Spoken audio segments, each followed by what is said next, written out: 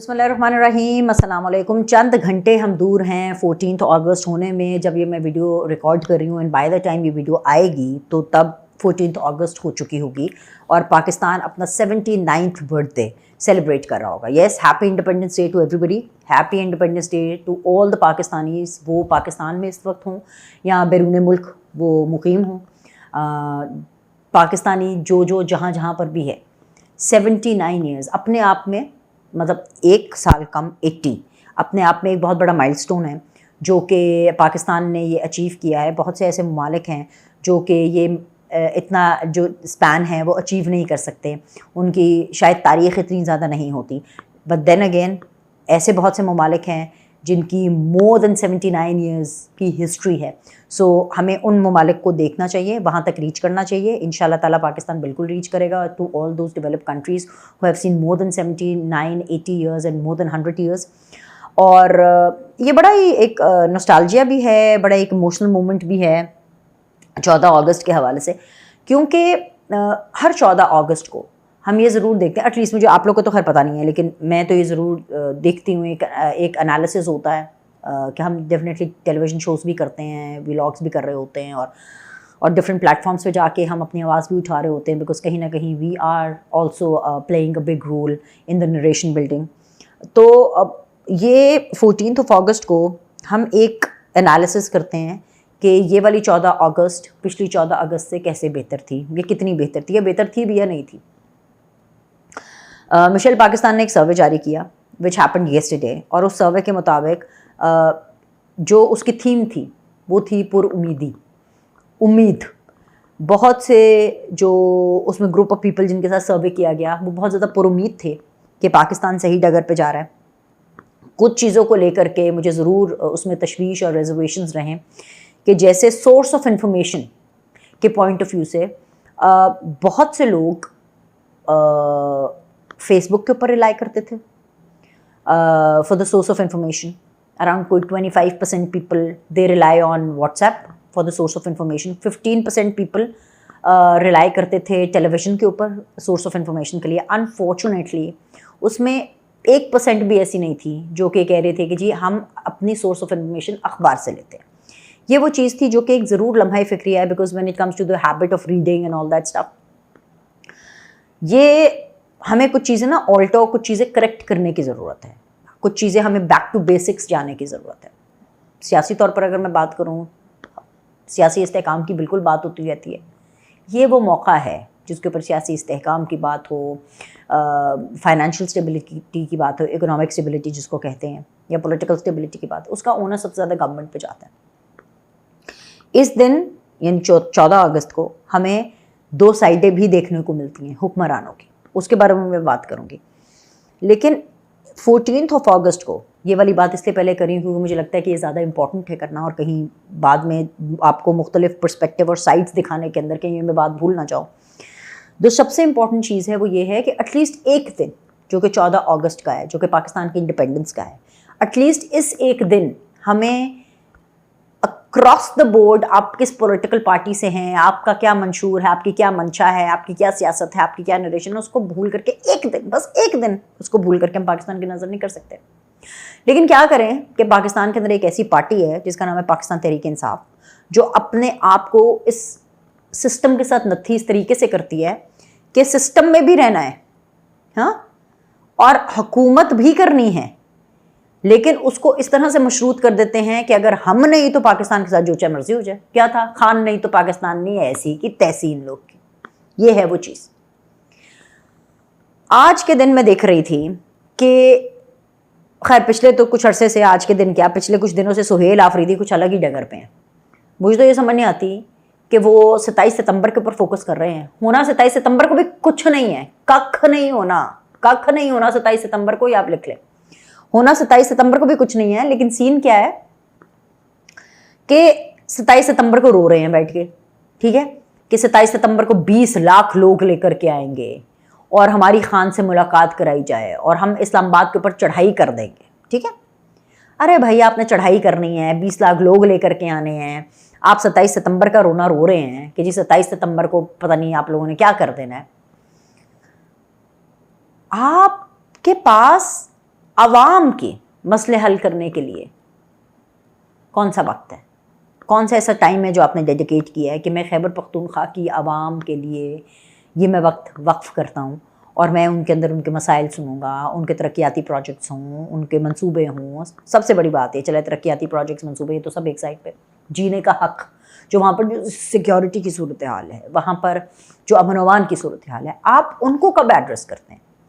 पिछले चंद दिनों की अगर मैं बात करूँ, सबसे पहले आज ही जब मैं आपसे मुखातिब हो रही, जुमेरात की रात है, पीर से हम शुरू कर लेते हैं। इससे पिछले 4 दिन आप उनको टेलीविज़न शोज़ के ऊपर इंटरव्यूज़ देते हुए देख रहे हैं, 27 सितंबर को लेकर के हुकूमत को डरावे देते हुए देख रहे हैं। वो तो इस चीज़ का भी लिहाज नहीं कर रहे कि भाई इंडिपेंडेंस डे है, 14 अगस्त है, वो तो 14 अगस्त को भी धरने का प्लान बना रहे होते हैं। अब क्योंकि धरना क्या करना, उन्होंने धरना करना, उन्होंने एहतजाज करने, इन लोगों ने नेगेटिव पॉलिटिक्स है, लेकिन उसको नाम क्या दे रहे हैं कि जी 14 अगस्त को हम बाहर निकलेंगे। क्यों निकलेंगे भाई? आज़ादी मनाने के लिए। आपका लीडर अंदर जेल में है और आपने आज़ादियाँ मनानी है, क्योंकि आपकी नीयत ठीक नहीं है।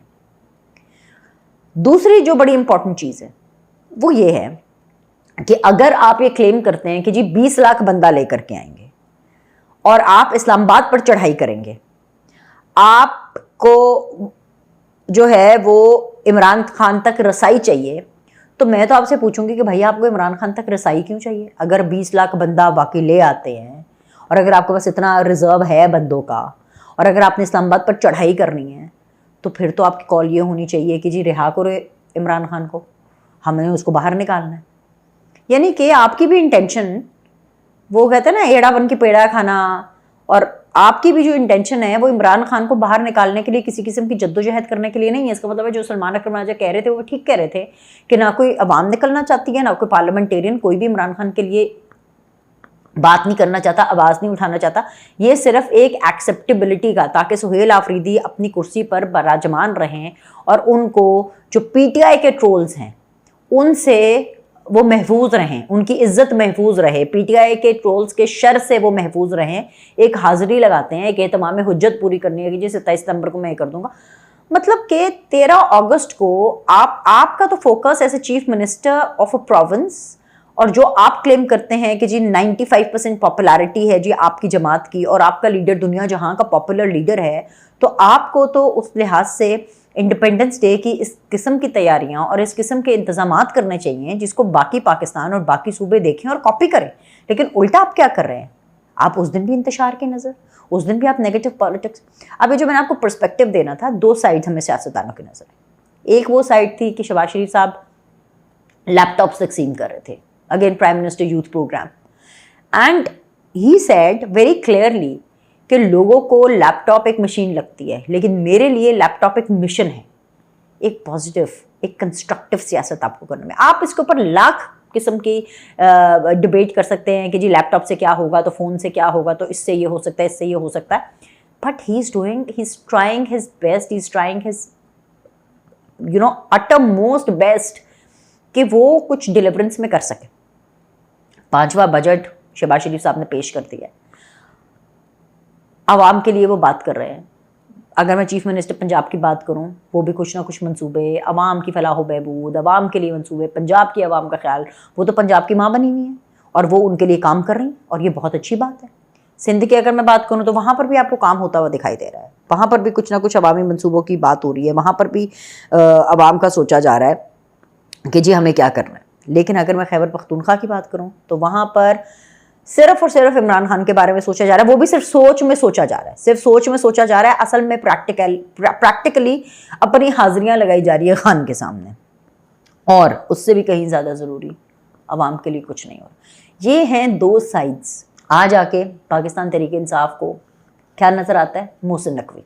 क्या नज़र आता है? मोहसिन नकवी का बयान कि जी सिस्टम तो बैठ गया। हाँ भाई, बोला सिस्टम बैठ गया, उसके ऊपर मैं एक्सटेंसिवली वीडियोस कर चुकी हूँ कि बोलना चाहिए था, नहीं बोलना चाहिए था, कैसे बोलना चाहिए था, क्या नहीं करना चाहिए था। लेकिन मैं बार बार इनको ये कह रही हूँ कि मोहसिन नकवी साहब जो सिस्टम कह रहे थे ना बैठ गया है और सिस्टम को रीबूट करना पड़ेगा सब कुछ, वो भाई इस सिस्टम का हिस्सा पाकिस्तान तहरीक इंसाफ का खैबर पख्तूनख्वा भी है।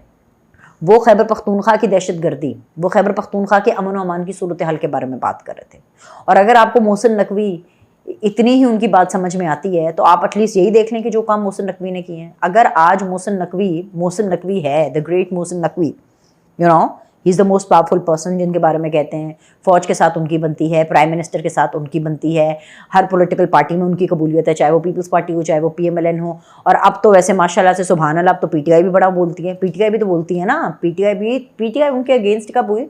जब वो निगरान वज़ीर आला बने। जब ये निगरान वज़ीर आला थे मोहसिन नकवी साहब, तो तब भी उन्होंने बहुत से काम किए थे, लाहौर की तरक्की के हवाले से बहुत ज़्यादा काम किए थे। मतलब निगरान हुकूमत के मैं समझती हूँ कि हिस्ट्री के टेन्योर में जो मोहसिन नकवी साहब ने ऐसा निगरान वज़ीर आला किरदार अदा किया पंजाब में, इससे पहले शायद किसी ने इतना एक्टिव रोल अदा नहीं किया था।